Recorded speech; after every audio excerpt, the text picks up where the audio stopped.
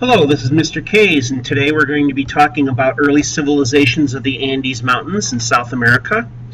The Andes Mountains are going to stretch about 4,000 miles up and down the western edge of South America. They are the first civilizations to emerge here, and as we look at that, we see that the earliest humans hunted and gathered. They shot their groceries, and they didn't farm until about 3000 BC, when we see village life along the coast of the Pacific. The earliest period we see is the Shebeen Period, about 900 BC to 200 BC, about 700 years. They're located in the lower elevations of the Andes Mountains, and we see what was left over were pyramids, plazas, and earthen mounds. They might have been foundations for buildings, or they might have been mounds that were used for burial.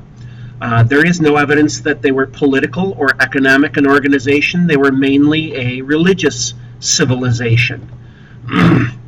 Now they begin to spread their art style and religious images in their stone carving, pottery, and textiles, and so they become a unifying force in Andean culture.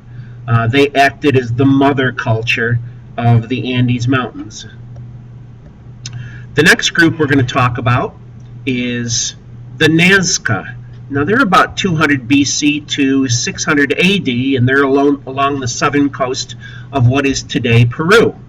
Their area is very dry. There's some deserts there, so they combated that by having underground canals built for irrigation and to allow farming. They worked with textiles being cloth, and pottery, featuring animal and mythological images. We see that they were naughty possible headhunters. They believed that the head was the seat of the soul, and when they took heads, they would be bringing power into their tribes. The one thing that is noticeable about the Nazca, I see on the Regents a lot, is the fact that they had huge drawings by scraping away stones on rock along the plains.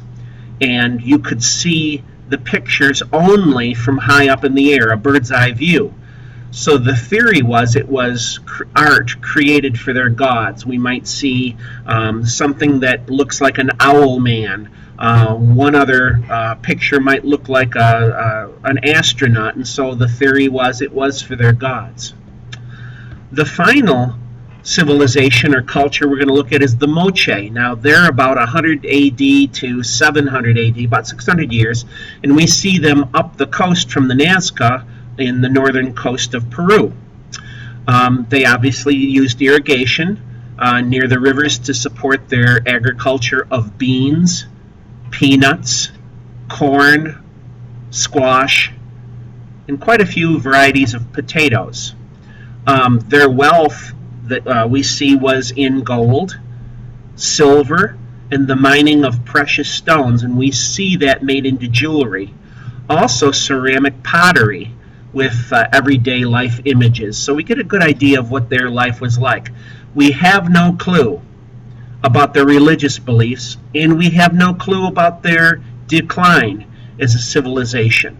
So we've looked at the Shebeen, the Nazca, and the Moche, the Shebeen being the mother culture of the Andes Mountains. All three are going to influence the later great culture of the Incas.